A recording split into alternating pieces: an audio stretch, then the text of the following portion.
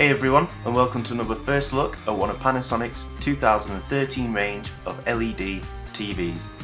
Today we're going to have a look at the 42ET60, which comes ranging from a 42, 47, 50 and also a 55-inch panel.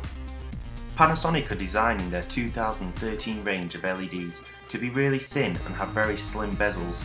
Here we have a similar look to the E6 from our previous video, although the ET60 has a much higher build quality and feels a lot like the very popular DT50 from last year. The ET60 is a full high-definition 3D LED TV running at 600Hz. The TV comes equipped with all the connections that we need, such as the SD card slot at the top, 2 USBs and 3 HDMI ports, the digital audio out connection for optical cables, Ethernet, the main aerial input, the SCART connector for the AV1 input which comes in the box, and also the composite connection. There is built-in Wi-Fi if you decide not to use the Ethernet port, which is great if your router is based in another room. The main on-off switch to the TV is on the back, along with a few other features such as the volume and the channel up and down. On the remote controller is the home button and the apps button. These are two new buttons which Panasonic have added for their 2013 range. Now, as I said earlier, this TV is actually 3D. Here we are watching a 2D image through a Blu-ray. If we pick up the remote control and press the 3D button towards the top, this now puts it into 3D and you're ready to put on one of the two free pairs of passive glasses that come in the box with this TV.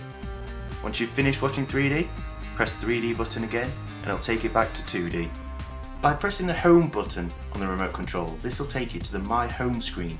Even though we are watching a Blu-ray, we can still see on the right hand side what is currently on TV.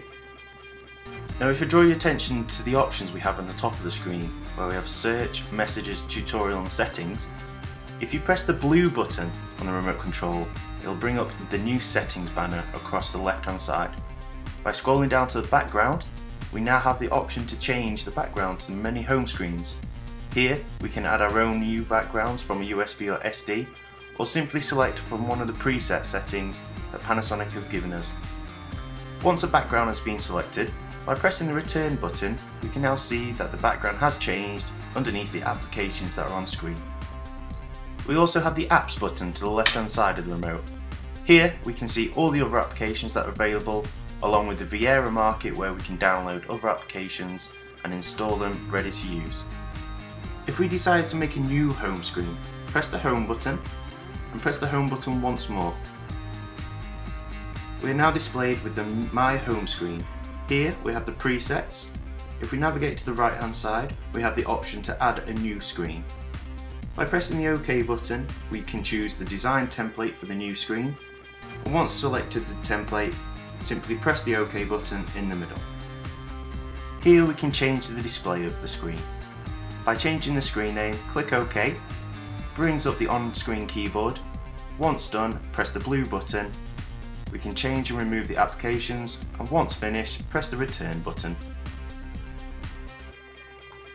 By having 3D capability, Wi-Fi and 600Hz, the ET60 has proved itself to be a great mid-range model. A nice step up from the E6 in terms of motion as well as the 3D capability. Thanks to everyone who's watching. If you enjoyed this video, please press the like button below and make sure you subscribe for the rest of the 2013 range as soon as they're released. And one final thank you to Panasonic Store Sheffield for making this video possible.